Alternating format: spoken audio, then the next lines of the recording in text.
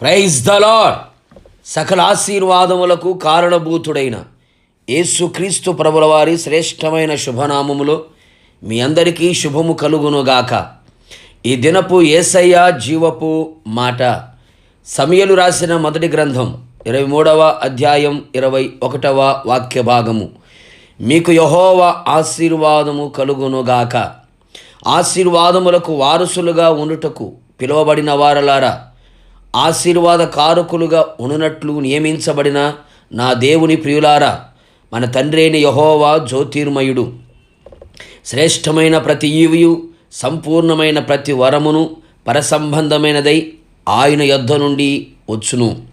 యెహోవా సర్వశక్తిగల దేవుడై ఉన్నాడు గనుక మనలను అన్ని విధములుగా పరలోకపరంగా, ఆత్మీయంగా, శారీరకంగా, భౌతికంగా మనలను ఆశీర్వదించే దేవుడై ఉన్నాడు. యెహోవా ఆశీర్వాదము మనకు ఐశ్వర్యమునిచ్చును.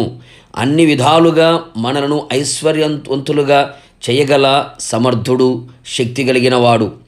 అనుగ్రహ ఐశ్వర్యమును, కృపమహదైశ్వర్యమును, క్రీస్తు ఐశ్వర్యమును ఆయన మనకు అనుగ్రహించి ఐశ్వర్యవంతులుగా చేయగలిగిన ఆశీర్వాదం యెహోవా మనకు అనుగ్రహించును.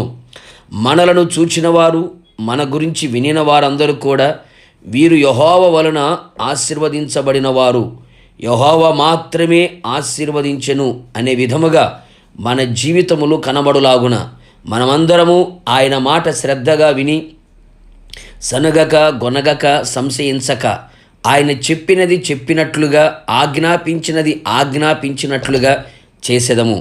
ఐగుప్తు అనే లోకము వైపు చూడక, లోకము వైపు వెళ్ళక, వాటిని ఆశించక ఆయన సన్నిధిలో నిలిచి ఆయన స్వరమునకు చెవియొగ్గి ఆలకించి అంగీకరించెదము.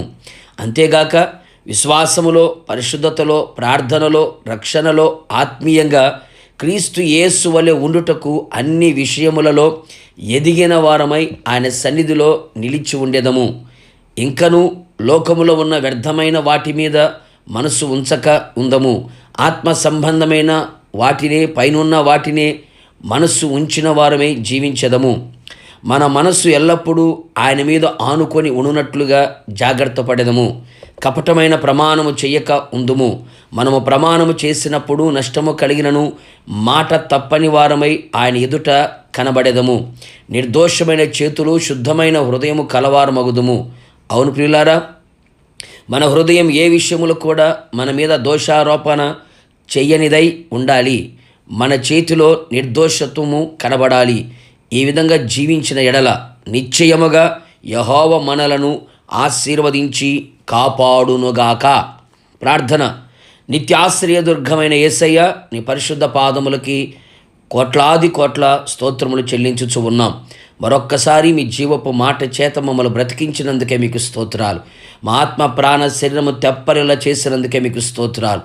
మేము మీ ద్వారా ఆశీర్వాదము పొందుకునేటట్లుగా, మీ మాట వినేవారమై లోకం వైపు చూడకుండా మీ స్వరాన్ని వినున్నట్లుగా సహాయం చేయండి. వ్యర్థమైన వాటి మీద మనస్సు పెట్టక, నిర్దోషమైన చేతులు, శుద్ధమైన హృదయము కలిగిన వారమై మీ సన్నిధిలో కనబడినట్లుగా, అన్ని విషయములలో ఎదిగిన వారిగా కనబడినట్లుగా మీరు మాకు కృప దయచేయమని, బలపరచమని, ఆత్మతో సమృద్ధిగా నింపమని, రాకడకు సిద్ధపరచమని యేసు నామములో అడుగుచున్నాను తండ్రి, ఆమెన్. నిశ్చయముగా మీరును మీ కుటుంబ సభ్యులందరూ యెహోవా వలన ఆశీర్వాదము పొందుదురుగాక. God bless you.